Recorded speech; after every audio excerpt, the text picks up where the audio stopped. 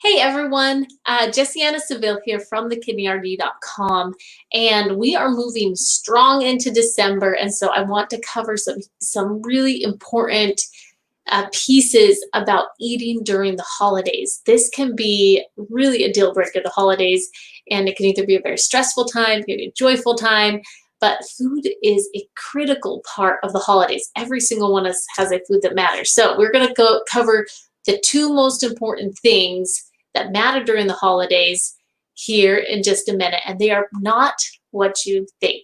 But they are absolutely 100% critical.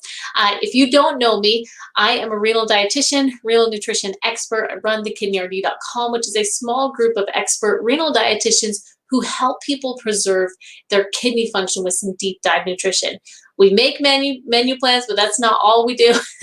We really like to look at you as a whole, at your labs, talk with your doctor, see what you like, what you don't like in your food, and get you on a pathway for a lifelong plan of healthy eating for your kidneys. So part of that lifelong plan is dealing with the holidays, which is why I wanted to bring this up this week. So let's talk about the holidays and the two most important things during the holidays to keep in mind. Now, all of us, when we think back, we can connect back to a couple foods that really connect us back to the holidays, right? Sometimes it's a peppermint candy cane. For me, growing up, my family used to make these homemade truffles, like 6 kids in my family, right? So we would paint the truffle papers, these little tiny ones, and we'd whip the butter and the chocolate, and I don't know what else was in there. They're pretty rich, but very good.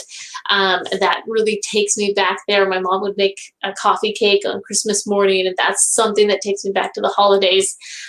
So all of us have things like that just we link the holidays to these foods and these comfort foods, and pulling those away sometimes can feel like we're ripping a part of our soul out, right? That's like ingrained in us as part of our culture and our who we are.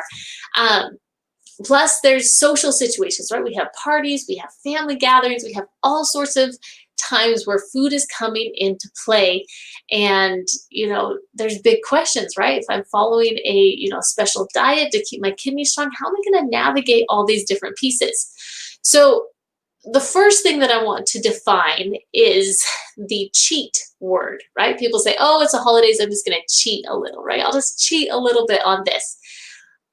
I teach all my patients, and that's one of our core ground working pieces in our practice, is that we remove the word cheat, right? No one cheats, or you can cheat, but we always say you choose, right? If you're going to do something different than that is right for you, you're going to be choosing. Here's why this is really important, right? Choosing is when you're in control. You weigh your options, and then you do what will serve you best. Cheating is when you're a victim of the circumstances a lot of times.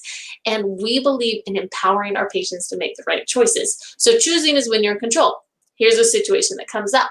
You go to a party, there's something there that you're like, man, I really shouldn't have that. For example, let's say you're working on a plant-based diet and they have one of those really big, nice, those roast stations. They're slicing the roast off for you, and it's hot and it's, juicy and really good. And you're like, I'm on a plant-based diet. I wonder if I just cheat just a little bit. I'll just have a little bit, and that's okay. Now, if you're going to choose, you're going to weigh your options carefully. If you're going to cheat, you just do, kind of the first impulse that comes to your mind.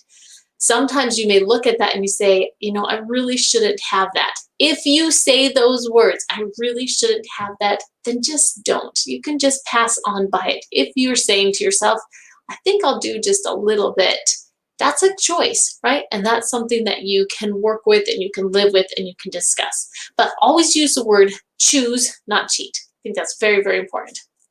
Number 2, here's the other thing that I see happen a lot during the holidays. I find a lot of times that rather than people wanting to deal with social situations and dietary situations, they choose to just cut themselves off socially from those situations. It's easier for me to just not go than have to explain and to have to talk through, what's going on and why I don't want XYZ. So I'm just not going to go. Now, sometimes that's a great choice. because the emotional overload, or if you've just been diagnosed, emotional overload is just, it's a lot, and it's easier just to not be. However, you still need to live your life even if you have kidney challenges. There is one thing for focusing on your efforts to, change your lifestyle for the better. You're a different diet, you're exercising, maybe you have some new supplements, but it's a totally different thing to start shutting off social ties because you're worried about what people will think or how they will perceive your diet, right? And what you're eating. If you're limiting socialization because of your diet, that is what we're going to talk about this week. How you can navigate that. What are the words you use? How do you phrase it so that you can really find some power in that situation? Because you don't want to be you want to still live your life even with those restrictions. So I think that's a really important piece of it. So stay tuned for this week. As a recap, 1, we use the word choose, not cheat. You don't cheat on your diet. You choose and you weigh the options and what is best for you. Number 2, you still need to live your life, right? That doesn't mean that you need to throw everything you're doing out the window, but you can't shut down just because you have this condition. That's part of working with it and creating a life that you can live. So that's a really important thing. So stay tuned. I will come on tomorrow. We're going to talk about this first phase of managing social diet and how you can navigate those situations with success. And that's it for now. Thanks so much for joining us, and we'll talk to you later. Bye-bye.